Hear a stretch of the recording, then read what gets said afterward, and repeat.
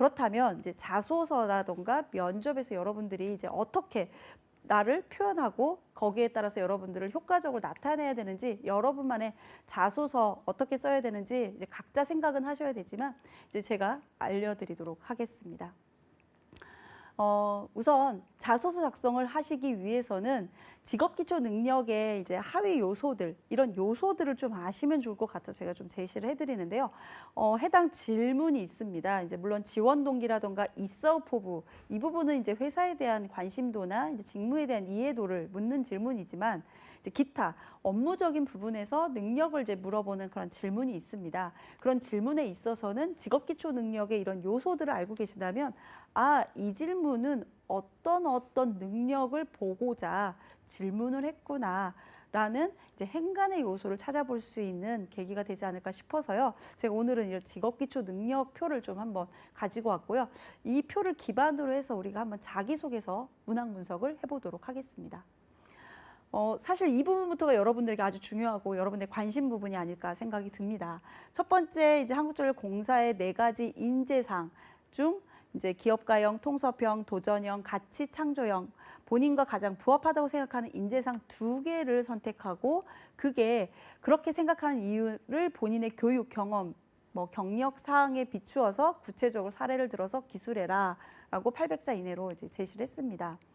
이 부분은 말 그대로 이제 한국전력공사가 이런 인재상을 갖고 있는데 본인이 지원한 직무에 해당하는 직무 적합성을 이제 나타내야 된다라는 거죠. 그래서 직무에 있어서 어떠한 내가 경험을 했고 적합한지를 표현하되, 그 표현의 어떤 키워드의 중심을 인재상에서 두셔야 된다라는 겁니다. 그래서 첫 번째는 인재상 중 직무와 연결성을 갖고 있는 경험을 하나 선정하시고, 여기선 2개를 하라고 했으니까 2개를 선정하시게 되고요.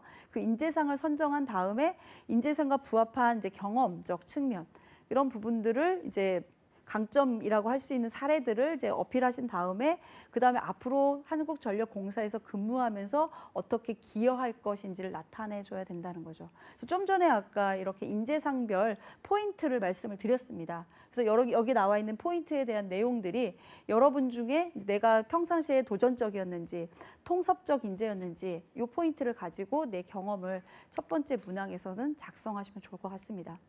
두 번째는 누가 시키지 않았지만 스스로 팀이나 조직, 단체 등을 위해 고민해서 수행했던 일이 있다면 그 경험과 스스로 찾아서 할 수밖에 없었던 이유. 상당히 문제가 복잡하죠. 노력할 만큼 만족할 만한 성과를 얻었는지에 대해서 구체적으로 기술해 주세요. 이 질문은 좀 이렇게 끊어서 읽으셔야 되는데요. 우선은 큰 틀에서는 팀워크를 이야기한다라고 볼 수 있고요. 두 번째는 그 안에서 내가 스스로 일을 찾고 그 일에 대해서 내가 성과를 얻어내는 그런 부분까지 이제 만들어야 되는데, 팀워크와 셀프 리더십을 저는 말씀을 드리고 싶습니다. 그래서 쓰는 방식으로는요, 직무 역량 이외에 자발적으로 내가 어떤 조직에서 충성심을 가지고, 그래서 꼭 어떤 직무와 관련되진 않더라도 충성심과 그다음에 조직 안에서 그 충성심을 바탕으로 뭔가 성취해내고자 하는 그런 항목으로 보시면 될 것 같아요. 그래서 사회 경험이 이제 없는 여러분 같은 신입인 경우에는 인턴 생활 중에서도 내가 어떤 주어진 일에 누가 도와주진 않았지만 내가 이거를 한번 해내겠다라는 마음을 갖고 했던 그런 활동, 그래서 대외 활동에서도 그다음에 동아리 활동에서도 이런 이야기들을 선정을 하셔서 그걸 통해서 성취하고 났을 때 어떤 교훈이 여러분에게 전달됐는지 느낀 점을 작성하시면 좋을 것 같습니다. 마지막 3번째죠. 본인이 세운 목표를 최단 시간 내에 달성하기 위해 투입 비용을 최소화하고 비용 대비 효과를 극대화하기 위해 가능한 자원, 기술, 인력 등을 동원한 경험이 있다면 그 과정과 결과에 대해서 구체적으로 기술해 주세요.